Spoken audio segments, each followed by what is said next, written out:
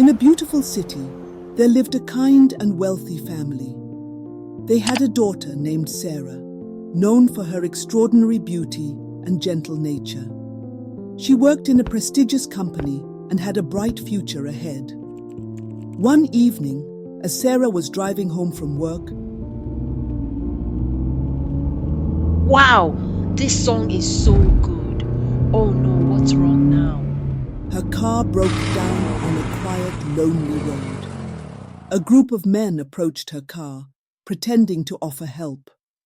When Sarah refused to get out of the car and open her trunk as they demanded, one of them hit her, knocking her unconscious. Believing she was dead, they fled into the night, leaving her on the side of the road. A passerby found Sarah and rushed her to the hospital. But when the doctors examined her, they pronounced her dead and sent her body to the morgue. At the morgue, a young man named Mark, who was tasked with cleaning and preparing the bodies, noticed Sarah's beauty. Unable to contain his shock, he called his friends, urging them to come and see her. As they gathered around her, Mark, overwhelmed by dark intentions, decided he wanted to defile Sarah's lifeless body. However, just as Mark was about to act, Sarah's body suddenly jerked and she gasped for air. She wasn't dead. She had been in a state of deep unconsciousness that mimicked death. The room fell into chaos. Terrified by what they witnessed, Mark and his friends ran out of the morgue, believing they had seen a ghost. After a few minutes, they returned, trembling but emboldened. "She's not a ghost," Mark whispered, his face pale with fear. "She's alive. If she reports this, we're finished." The group quickly realized the danger Sarah posed. They decided they couldn't let her leave alive. Sarah, though weak and disoriented, overheard their plan as they whispered in a corner of the morgue. Panic surged through her veins, but she remained still, pretending to be unconscious. She knew her survival depended on her ability to outwit them. The men began searching for something sharp, a scalpel or a blade, to finish her off. One of them left to lock the main doors of the morgue to ensure she couldn't escape. Sarah's heart raced. She knew she had only moments to act. Summoning every ounce of her strength, she quietly slipped off the metal table and hid behind a large storage cabinet. The cold of the morgue bit into her skin, and the eerie silence was broken only by the distant hum of a refrigerator. The men returned to the room, holding tools and flashlights. "Where is she?" Mark hissed, panic in his voice. "She couldn't have gone far." Sarah crouched behind the cabinet, trying to control her breathing. Her pulse thundered in her ears as the men began searching the room. Flashlights swept across the walls, illuminating the gurneys and cabinets.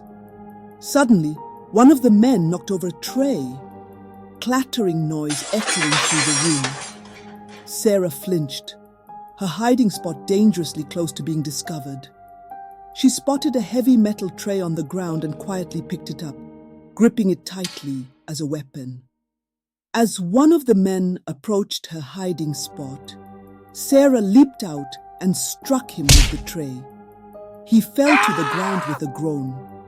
The noise startled the others, and they rushed toward her. Sarah darted past them, running toward the hallway. The morgue's dimly lit corridors seemed endless, and Sarah's bare feet slapped against the cold floor as she ran. Behind her, the men shouted and gave chase. She turned a corner and found herself in the storage room, filled with shelves of medical supplies. She grabbed a glass jar and waited in the shadows.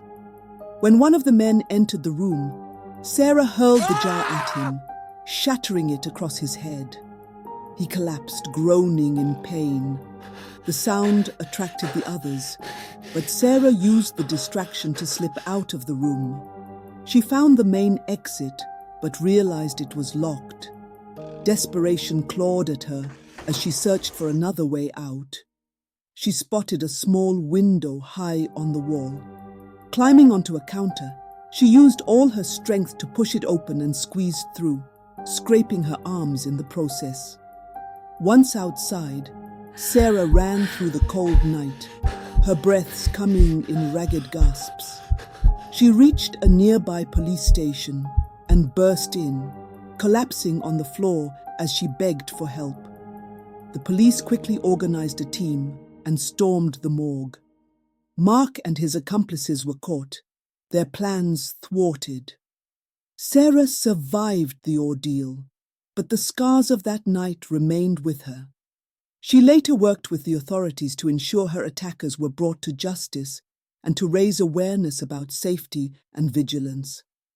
Lesson of the story: evil thrives when people remain silent or ignore danger, but courage and determination can overcome even the darkest situations.